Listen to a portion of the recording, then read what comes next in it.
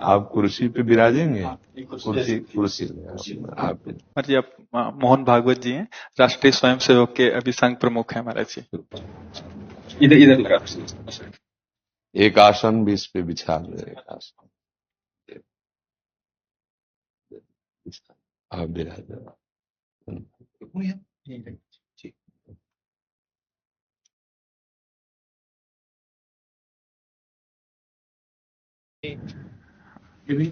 हाँ, पहना दो। राधा राधा दे दे। इधर दे।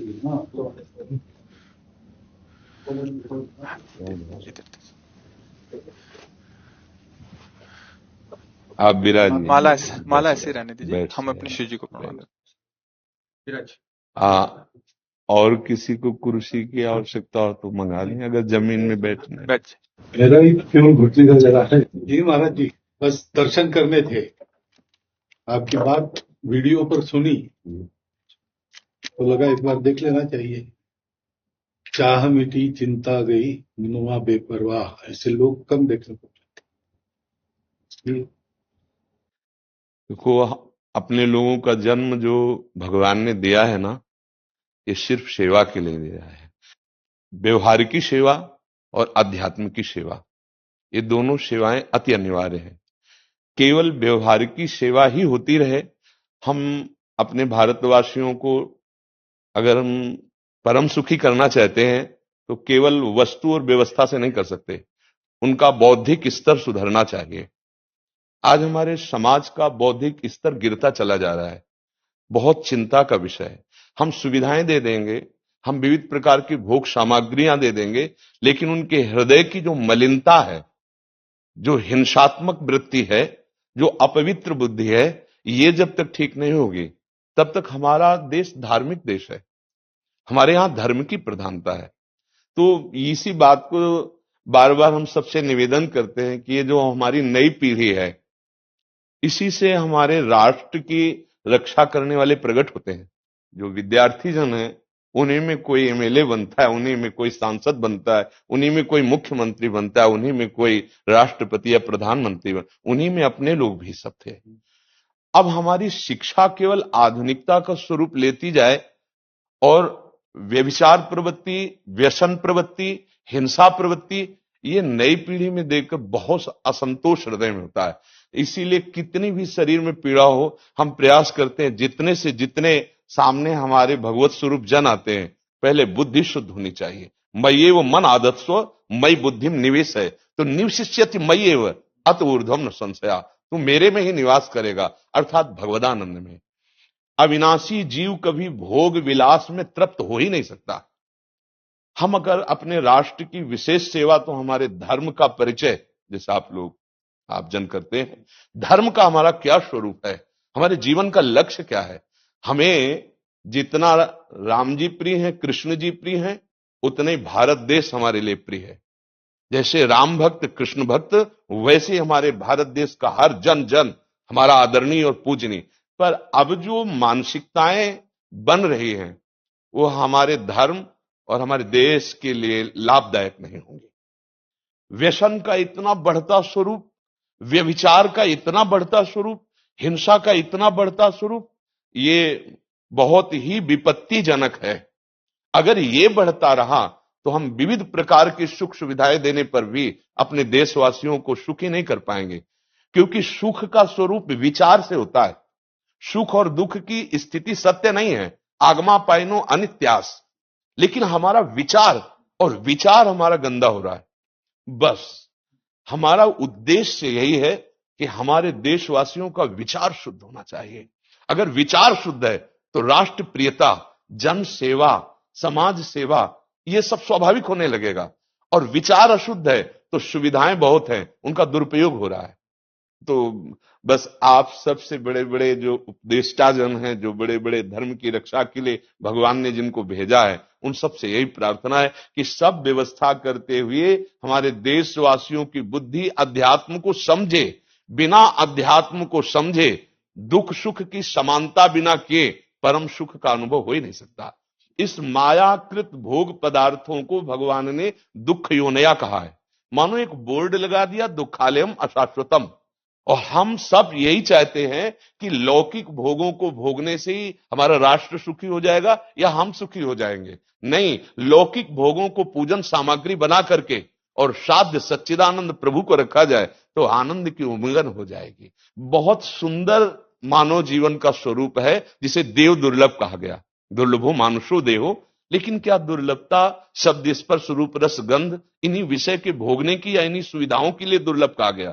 दुर्लभ है किसी सच्चिदानंद सुख के लिए। और उस सुख को तो हम भूले हुए, एकदम बहते हुए शब्द स्पर्श रूप रस गंध के प्रवाह में चले जा रहे हैं और इसी को सौभाग्य समझ रहे हैं कि हमें सुख प्राप्त हो रहा है। नहीं, हम सबसे प्रार्थना करते हैं कि आप अपने धर्म को समझिए।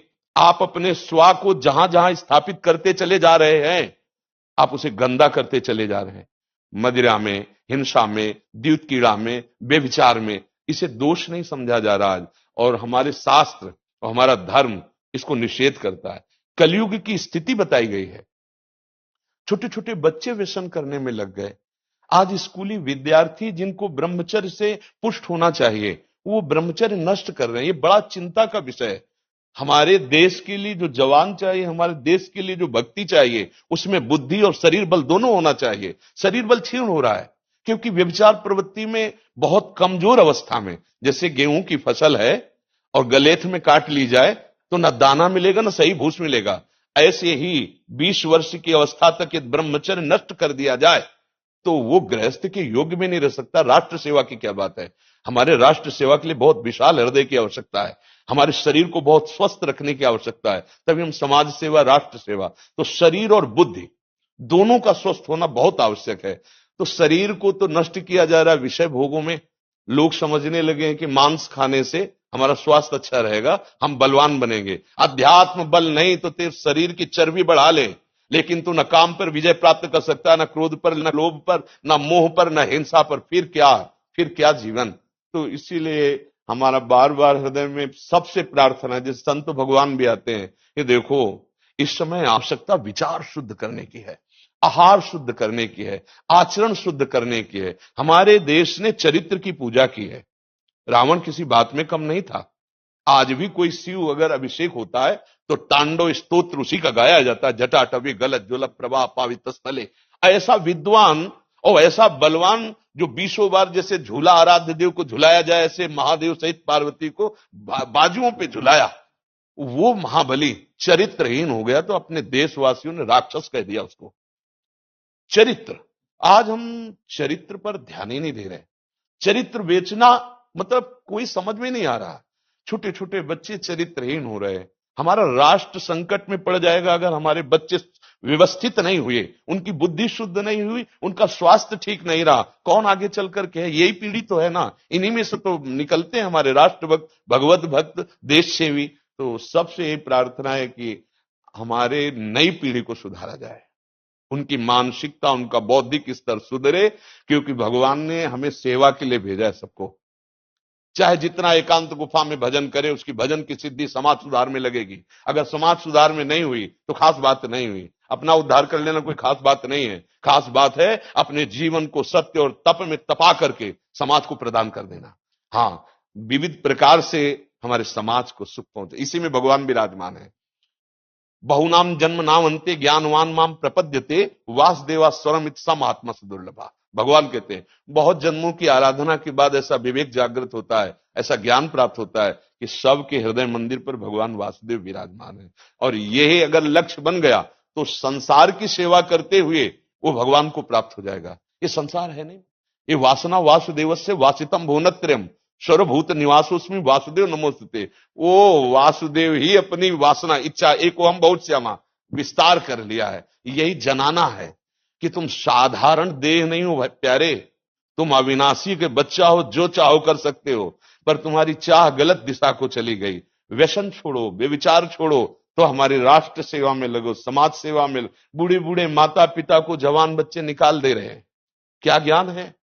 जिस समय हम किसी ज्ञान के योग्य नहीं थे कि अपनी रक्षा नहीं कर, उन्होंने हमारा मल धोया। आज हमें अवस्था उनकी सेवा की। हमारा समाज किस तरह से गिरता जा रहा है। जब बूढ़े जन मिलते हैं ना कि हमें घर से निकाल दिया, हमारे बेटे सेवा नहीं करते, तो लगता है हमारे शास्त्र तक पहुंचना तो बड़ी कठिन बात है। ये मनुष्य की मनुष्यता को भी छोड़ते चले जा रहे हैं, नहीं चले जा रहे। अब जैसे और लोग बहुत से वचन ऐसे, हम आपको ये दे देंगे, हम आपको ये दे देंगे, उसे होगा क्या? जो आप देना चाहते हो बहुतों के पास है। इनकी बुद्धि सुधारो, इनको धर्म का ज्ञान करवाओ, इनको राष्ट्र प्रियता सिखाओ कि राष्ट्र के लिए कैसे प्राण समर्पित किए जाते हैं। हाँ, अगर ये नहीं हुआ तो सुख सुविधाओं में फिर भोगवृत्ति बढ़ती चली जाएगी और लाभ नहीं मिल पाएगा। परसों नोएडा में मुझे भाषण करना था भारत के विकास पर। स्व के आधार पर भारत का, बिल्कुल यही बात मैंने रखी। आप लोगों से सुनते वही बोलते और वही करते, राष्ट्रीय और व्यक्तिगत चरित्र का। बस चिंता ये होती कि हम लोग करते चले जा रहे हैं, आप लोग भी करते चले जा रहे हैं, इतनी बातें बढ़ भी रही है। तो प्रयास तो हम करेंगे, निराश तो हम कभी होंगे नहीं, क्योंकि जीना इसी के लिए है, मरना है तो इसी के साथ मरना है। परंतु क्या होगा, ऐसी चिंता मन में आती है, इनके भी मन में आती है, उनके भी, हम सबके मन में रहेगी। इसका उत्तर सीधा ये है कि क्या हम श्री कृष्ण पर भरोसा नहीं करते? क्या बात है, बस हमें जो एकदम सही, हमें जो खास बात पकड़नी है, क्या हम सच्चिदानंद त्रिकालज्ञ सर्वज्ञ जगत गुरु भगवान श्री कृष्ण के भरोसे में भी कमी है क्या? अगर भरोसा दृढ़ है तो वही होगा जिसे कहा जाता है परम मंगल में, परम मंगल होगा, कदम पीछे नहीं। हम अध्यात्म बल को जानते हैं, हम अपने स्वरूप को जानते हैं, इसलिए हमको ये नहीं डरना कि होगा क्या। 3 प्रकार की लीलाएं भगवान की हो रही, एक सृजन और एक पालन और एक संहार। जिस समय जैसा आदेश होगा हम उनके दास हैं, वैसा ही करेंगे। क्या होगा? अब वही होगा जो मंगल रचा होगा श्री कृष्ण। अब संशय तो करना नहीं है, हाँ बिल्कुल संशय नहीं करना। जैसे आप अपने लोगों को तैयार किया श्री कृष्ण ने, ऐसे ही आपके इन्हीं में से एक तैयार हो जाएगा जो बहुत जोर का संभालेगा। आपको चिंता नहीं करना आगे क्या होना है। हाँ, मूकम करोति वाचालम पंगुम लंघयते गिरिम यत् कृपा तमहम वंदे परमानंद माधवम। हमारे साथ श्री कृष्ण हैं, अब वही होगा जो परम मंगल होगा। बस निराशा, हताश, उदास ये हमारे जीवन में नहीं अधिकार रखते। किसी भी परिस्थिति में बिल्कुल किसी भी तरह का कोई शोक नहीं, किसी भी तरह का कोई भय नहीं। अविनाशी हूं, हाँ जो हमें सेवा मिली दहाड़ता रहूंगा जब तक शरीर में श्वास है, और जब शरीर छूटेगा तो जो मेरा स्वरूप है उसी को प्राप्त होगा, मुझे कोई भय नहीं। और कि हमारा तिरंगा, हमारा राष्ट्र, हमारा भगवान है। आप तप के द्वारा, भजन के द्वारा लाखों की बुद्धि को शुद्ध कर सकते हो। मम भक्ति युक्तो भुवनम पुनातु सतरति सतरति सा लोकान तारयति। एक भजनानंदी लाखों का उद्धार कर सकता है। तुम भजन करो, अपनी इंद्रियों पर विजय प्राप्त करो, कोई चूक मत होने दो और राष्ट्र की सेवा करो। हाँ, ये राष्ट्र सेवा के लिए प्राण समर्पित, ये राष्ट्र सेवी हैं, पर ये जितेंद्रीय होकर, व्यभिचारी होकर नहीं, ये भोगी होकर नहीं, योगी होकर के अब संकल्प बना, सर्वे भवन्तु सुखिना, सर्वे संतु निरामया, सर्वे भद्राणि पश्यन्तु मां कश्चित् दुख भाग भवेत्। आचरण से, संकल्प से और वाणी से, तीनों से हमें राष्ट्र सेवा करनी, समाज सेवा करनी। और हम निरंतर यही चाहेंगे कि आप जैसे सतमार्ग में प्रेरित करने वाले स्वस्थ रहें, भगवान सदैव रक्षा करे और आप आगे बढ़ते रहे। हमारे देशवासियों की हाँ बौद्धिक स्तर का सुधार और व्यवहारिक स्तर का सुधार दोनों का होता रहे।